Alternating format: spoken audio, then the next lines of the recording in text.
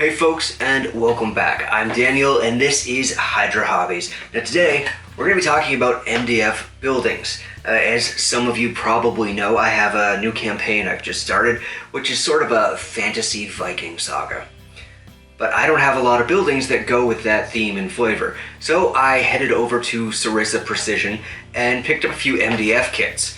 Now MDF is a cheap, relatively easy way to flesh out your building collection, especially if you want a few different themes. But they're also a little bit difficult to work with because MDF has absolutely no texture, which means we have to provide that ourselves, which is what we're going to be doing today. Let's get started.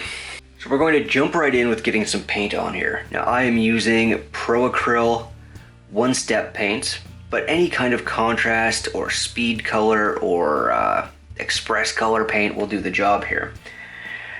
Likewise, if you don't have those, you can water down some regular acrylic paint and use that. The important thing is the transparency, because we want what little texture is on here to actually show up through the paint. Now you might also notice that I have not primed this in any way. It's not really necessary with MDF, plus the wood that it's made of would absorb a whole bunch of paint before effectively getting an even coat of primer. It's just not really worth it. It's going to absorb this paint too, and so you don't really have to worry about priming, which is nice. That said, it will affect the color that you're putting on here. So what you want to do before you settle on a color and start putting it on is test it on a spare piece of MDF frame and make sure you're getting the color you actually want. Now, part of the trick of working with MDF is learning to fake texture. Now if this were, a brick building, you could add, say, grout between the bricks. If it were stone, you could add a texture paste to the stone. But this is wood, so I want to make it look kind of old and worn, like the paint is coming off at the bottom due to the harsh weather that this place goes through. I'm going to start that process with a bit of sponge painting. I'm just taking a sort of a dark middle brown, a ruddy color, and dabbing it on with a sponge. Now the trick here in making this look right is ripping the sponge rather than cutting it. You want to rip the piece of sponge off to give you all this nice random texture. And then you just start blotting the brown paint on and try to keep it to the bottom third or half of the building, depending on how worn you want it to look. For the next step in that process, I'm going to take just a lighter brown and apply it in the same way, but not as heavily as the first layer. I just want to keep this inside the marks that I did the first time, and much lighter, sort of like that. And you can see already we're starting to get the effect of stripped wood and mud on the bottom of the building. I'm just going to quickly paint the door, and I'm going to use contrast paints for that again, and just give it a quick coat in an orange contrast paint. Just like that. Now this is the part that most people are gonna hate. I'm just taking a small brush, the smallest one that I'm comfortable using, and that can keep a really nice tip, and I'm just drawing the wood grain in manually with a light blue-gray paint.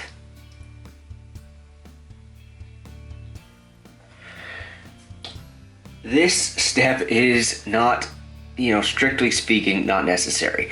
But MDF for me is, that old saying that there's fast, cheap, and good, and you can pick two of them? MDF is cheap and it is fast, and if you want it to be good, you kind of have to put in the work.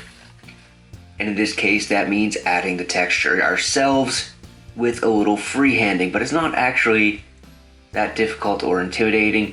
It's just drawing thin lines. Very simple. And you can see that pattern just kind of builds up as you do more. and gives us a nice worn wood effect that's still pretty subtle and is going to look good on the table without being an eyesore. And it's a good way to practice your freehand painting skills if you're not super confident with them. Of course, it is also a lot of work. So I will see you in a minute. Here it is with half of the back panel done, and I think you can see what a huge difference that makes in texture. By painting over the brown, we really sell it as stripped wood rather than dirt. And at a distance, at tabletop level, that's just going to add so much texture to what is otherwise a flat piece of MDF. And with all of those tiny little lines drawn and the texture really starting to come together, I'm going to take a second to paint the straps on the door with a silver. Now, these could just as easily be wooden straps, but I want that variety on here because that is part of how you make MDF look good, is you give it some variety. Alright, for the wooden supports for the roof, I'm going to take the same brown that I used to age the walls and base coat them in that, the darker of the two browns that is. And after that, I will use the lighter of the two browns to age this as well.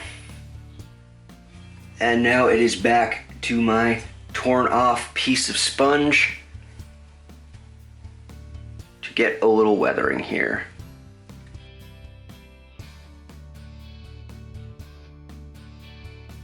You end up with something like a scratchy edge highlight from it. Just like that. So that leaves this giant, textureless, empty roof. And what I want is actually a grass roof, like an old A-frame Viking building.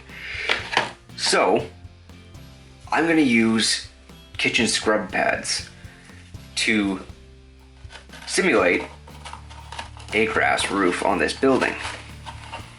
Just like that. Well, not just like this. Obviously, I'm going to paint and texture them and put a cap on this. But this is basically how it's going to work. That also means I have to completely change the color of these scrub pads because right now they are like toxic chemical hunter green, and that's not going to do it. So the key to making these roof panels look good is going to be lots of different layers of paint in all different colors. They're going to be visually interesting, but all kind of sell the grass effect. But I'm going to start by just using a ton of watered down brown craft paint, getting it on here as much as possible because, yeah, as you can see, this is a bit hydrophobic, which is totally fine, just means that it's going to take a minute to get this done. So I'm going to slather this watered down burnt umber paint on here and then leave it to dry, come back and do it again. Okay, the brown paint is dry, and as you can see, I didn't totally cover the green, but I did shift it significantly away from the original color, which makes it a lot less recognizable, I think. And then it's time to just come in and do some dry brushing. I picked out a few different greens and browns and off-whites and gotten them ready to go. And this is just representing old grass and old plant growth, things that have dried out, or conversely new algae and funguses and things that have grown on the sort of rotting old grass roof. So I want it in a few different colors and tones. I'm being kind of random with it. Not particularly careful, and if these colors blend on the brush and on the roof and on the palette, then that's perfectly fine. Gluing these into place brings us near the finish line, but not right to it. There's still a few things that can be done to take these from a decent game piece to something that you're going to want to keep in your collection forever. I'm just going to wait for this glue to dry, and we'll move on to the next step. So I'm going to need some sort of cap for the roof to make it look more complete. Now I could take some of the offcuts of the same material and sort of like bend them, pin it into place, and just make a cap of the same material, and that would probably be the more realistic option. But this is a fantasy building, not a historical building, so I want to do something that drives some of the fantasy elements home a little bit more. So what I'm going to do is take this foam offcut and make sort of a pillar, just a nice big wooden beam to sit in the top of this that can be decorated a little bit. I think that's what I'm going to do. I want to be careful though not to texture this too much. Like, foam is amazing at taking texture, but if we add too much, it's going to make the rest of this look like not wood. So I want to be pretty careful with that. But first things first is I'm going to cut this down to size.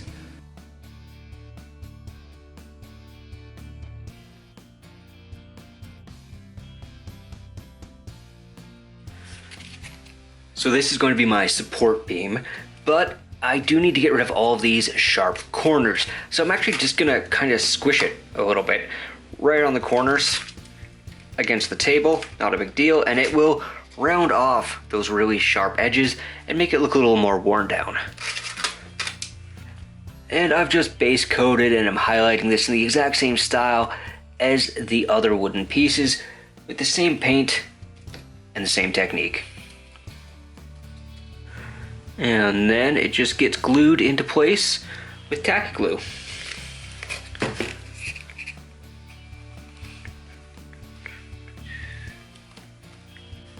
We're almost at the finish line, but I do want to add some more fantasy elements to the build. So I'm going to paint up a couple of shields really quickly. And this is just going to be a base coat, a wash, and then picking out the pattern and the silver around the trim and the boss in the center of the shield.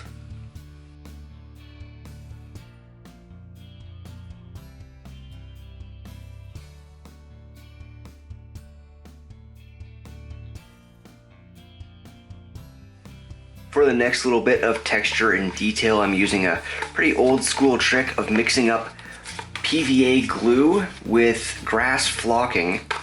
I've used two different colors of it just to make up some moss, and this is going to go over top of these areas on the roof just to give it a little extra texture.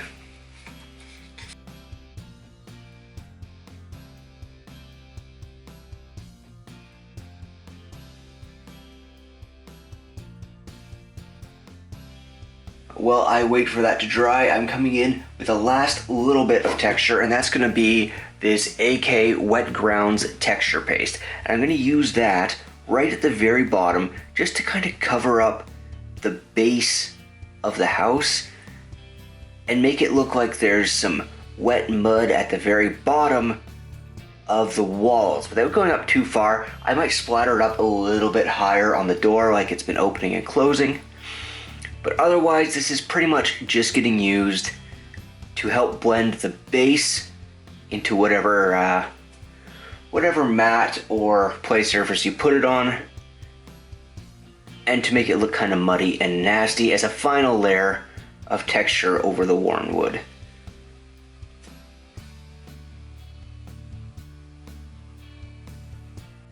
Now, between the texture paste and the glue, there is a lot to let dry here, so I'm just gonna sit this down and I'll come back in a few hours or maybe tomorrow morning to take pictures of the final product. So, final thoughts. You'll often hear people say that the problem with MDF buildings, despite their low price, is that they're just too flat. There's no texture. I don't think anyone's going to say that this has no texture when I put it down on the table. I don't see that being an issue.